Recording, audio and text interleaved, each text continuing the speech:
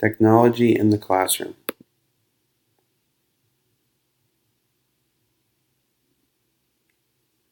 Different types of technology in the classroom include computers, phones, iPads, and tablets. Computers today have so many different types of technology involved. These are just a few of the main devices used. The biggest key for improvement of learning in the classroom is figuring out when the kids are ready to handle certain technology without distractions. Pros include easier to turn in assignments, access to research, gets kids involved in the real-world technology sooner. Cons include distractions, charging problems, complicated use of devices, etc. The money problem. The cost of technology these days is not cheap, as most devices exceed a couple $100, and that is not affordable for a lot of students and their families. The perfect example.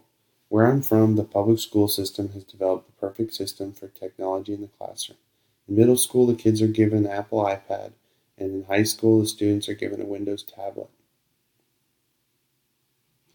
The future. Kids are getting involved in technology at such a young age. Most kids these days have cell phones by the age of 10 or 12.